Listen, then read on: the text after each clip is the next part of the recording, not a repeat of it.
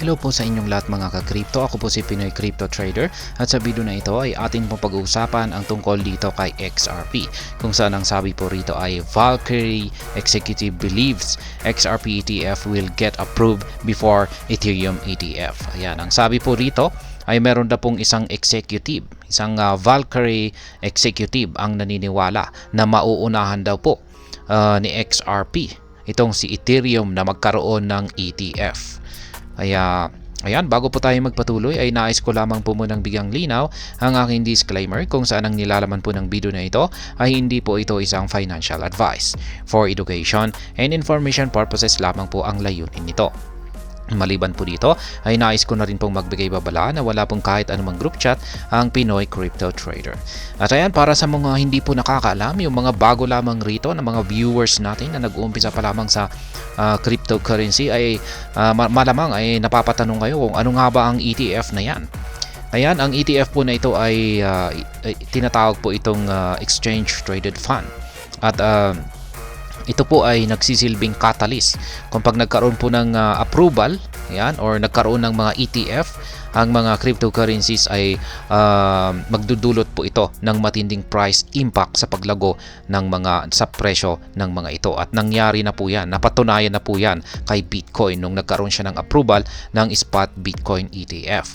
Kaya marami na rin po mga ibang mga cryptocurrencies ang nag-uunahan na magkaroon ng kanilang sariling ETF. Kaya nandyan po si Ethereum at nandyan na rin po si XRP at syempre yung ating pinakamamahal na si Shiba Inu ay sinusubukan na rin po niya na mag-apply ng kanyang sariling ETF. Ayan, pero ngayon yung pag-uusapan po natin dito ay yung tungkol kay XRP, kung saan ay mas mauunahan daw po niya na magkaroon ng ETF kung kaysa kay Ethereum, kasi mukhang magkakaroon ng problema muna itong si Ethereum.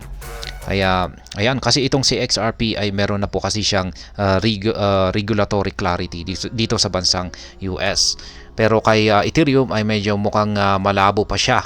Kaya yan po yung kanyang parang magiging malaking hadlang sa pag-acquire ng kanyang ETF. Kaya yan po yung parang nagiging basihan nila rito kung bakit nila nasabi na mukhang mauunahan ni XRP na magkaroon ng ETF itong si Ethereum.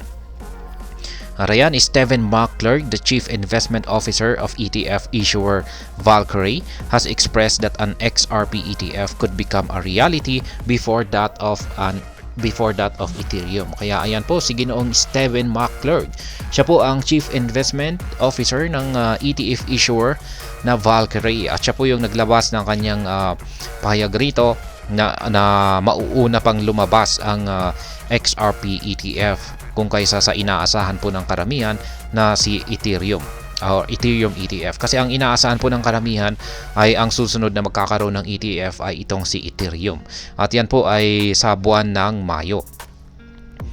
Ayan, Eleanor Terret po ang kanyang tweet, aktual na tweet rito.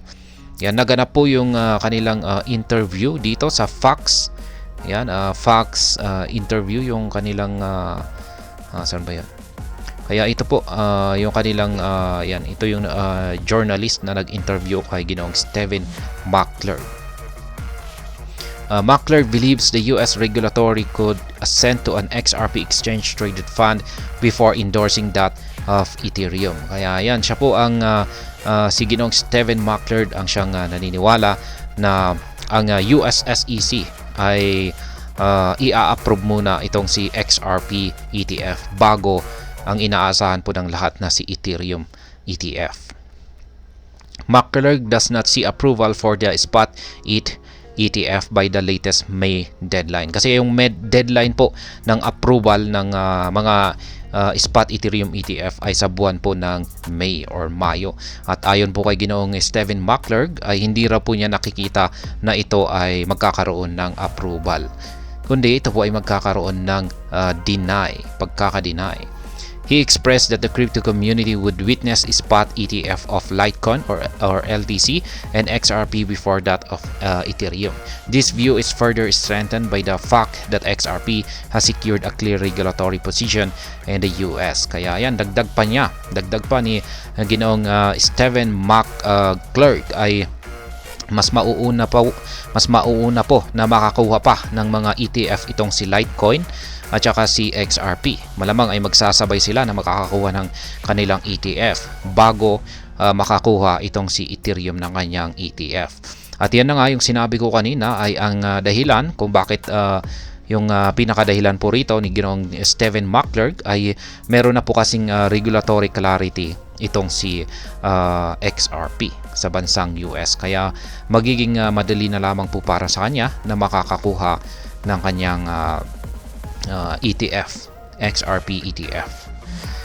At ayan, hanggang dito na lamang po tayo sa video na ito. Sana po ay inyong nagustuhan ang aking paliwanag sa video na ito. Kung inyo po itong nagustuhan, pakiclick lamang po ang like button nito. Para naman po sa mga bago lamang dito, kayo po ay aking inaanyayahan para mag-subscribe. Pakiclick na rin po ang bell icon nito dahil ito po ang siya magsisilbing notification nito sa mga bago kong videos na akin pong ina-upload sa aking YouTube channel na ito. Marami pong salamat sa panunood. Ingat po tayo lagi at God bless po sa ating lahat.